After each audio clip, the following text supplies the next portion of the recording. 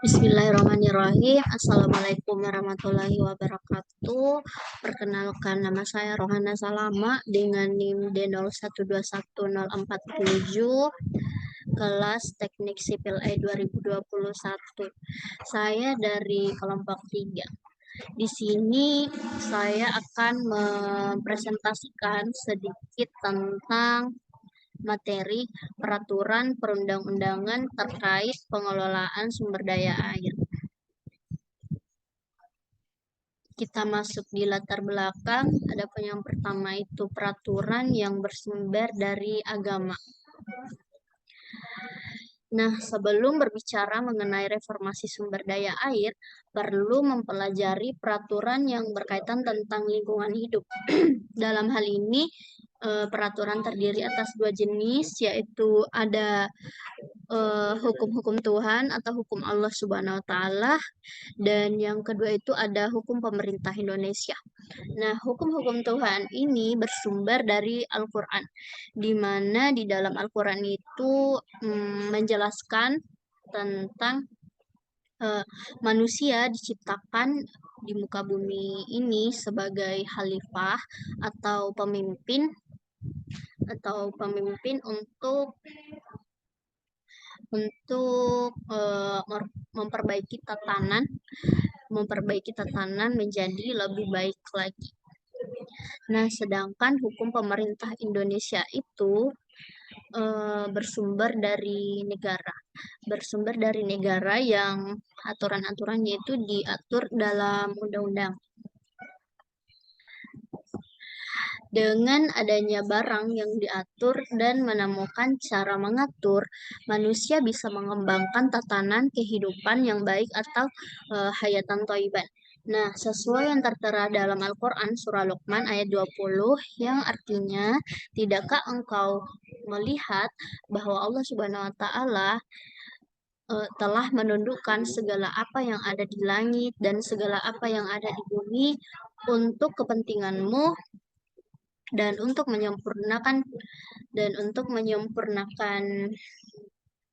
nikmatnya untukmu, baik itu secara lahir dan batin. Melihat das dapat dianalogikan sebagai melihat sesuatu hamparan bumi, art yang diciptakan oleh Tuhan yang Maha Esa.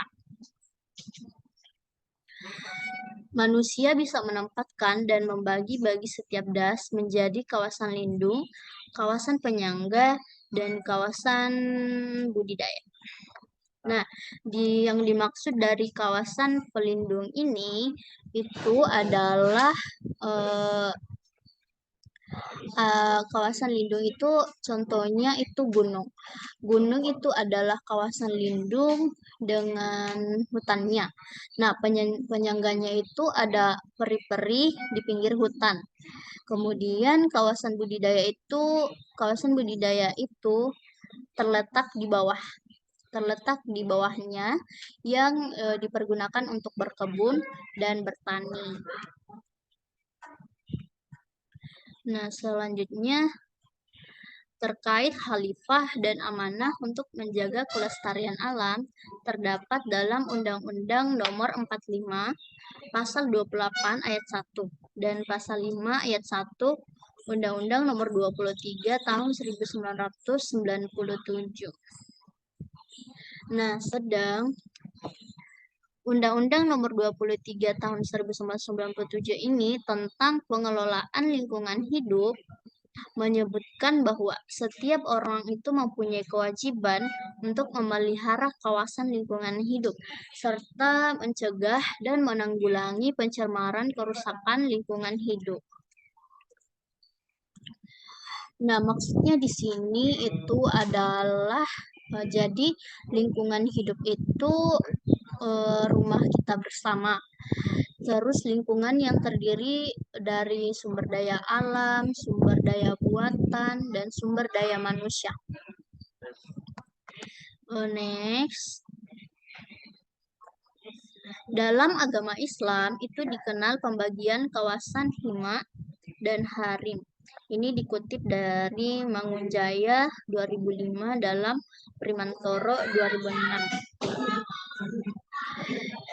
Sebelum itu, adapun yang dimaksud dengan hima itu adalah kawasan lindung. Itu biasa disebut dengan kawasan lindung, yaitu suatu kawasan yang khusus yang khusus dilindungi oleh pemerintah. Nah, itu hima. Di mana kawasan lindung disebut juga dengan hima, sedang kawasan harim itu suatu wilayah yang ditunjukkan untuk melindungi sungai, mata air, lahan pertanian, dan pemukiman.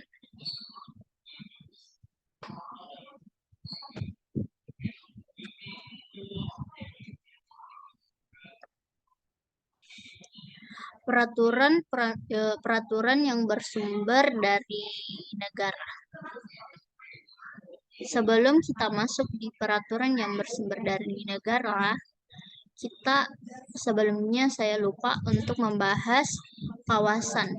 Kawasan lindung itu seperti apa? Yang termasuk dari kawasan lindung itu apa?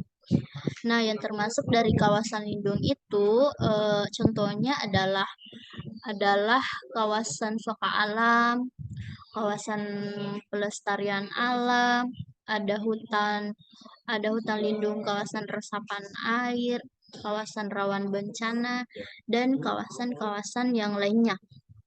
Selanjutnya, ada peraturan yang bersumber dari negara. Nah, pada Undang-Undang Nomor 23 Tahun 1997, pengelolaan lingkungan hidup diartikan sebagai suatu kesatuan ruang kehidupan atau tempat tinggal bersama dan tempat beraktivitas yang terdiri atas sumber daya alam, sumber daya buatan, dan sumber daya manusia. Nah, itu adalah termasuk dalam ruang hidup manusia. Jadi alam biotik dan abiotik itu alamiah, sedangkan sumber daya buatan itu adalah seluruh hasil karya manusia, misalnya mesin, infrastruktur, dan sebagainya.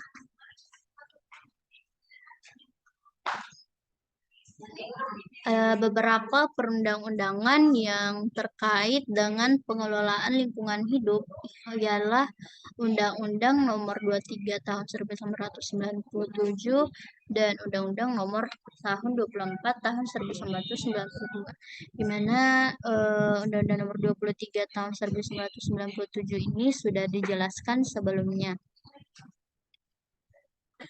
Nah, jika ditinjau dari segi peraturan keagamaan berupa nas-nas yang jelas maupun peraturan perundang-undangan negara, terlihat bahwa konservasi terhadap sumber air termasuk konservasi wadah dan komponen ekosistem yang melengkapinya merupakan kewajiban yang harus dijalankan oleh manusia atau warga negara.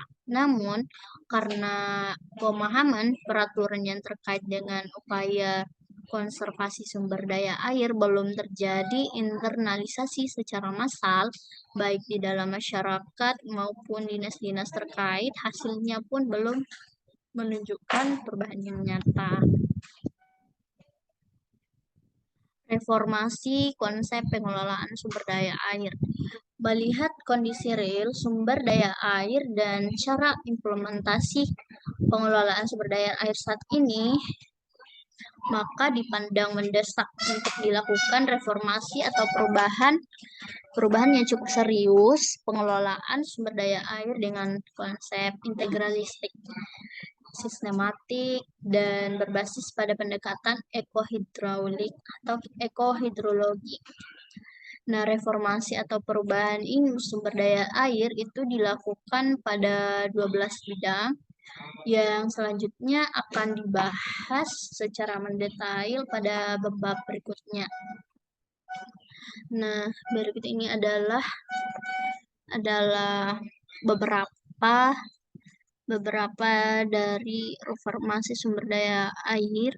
Itu ada reformasi konsep pengelolaan daerah aliran sungai atau DAS, ada reformasi konsep pengelolaan sungai atau restorasi sungai. Nah, reformasi konsep drainase konvensional ke ekodrainase, ada reformasi konsep pengelolaan danau, telaga, dan situ, ada reformasi dalam konsep pengelolaan daerah pantai dan estuari, ada reformasi dalam konsep pemanen air hujan, reformasi dalam membangun kota sebagai DAS, reformasi dalam menuju konsep nawaga teladan budaya paham air. Itu adalah beberapa dari reformasi sumber daya dari 12 bidang.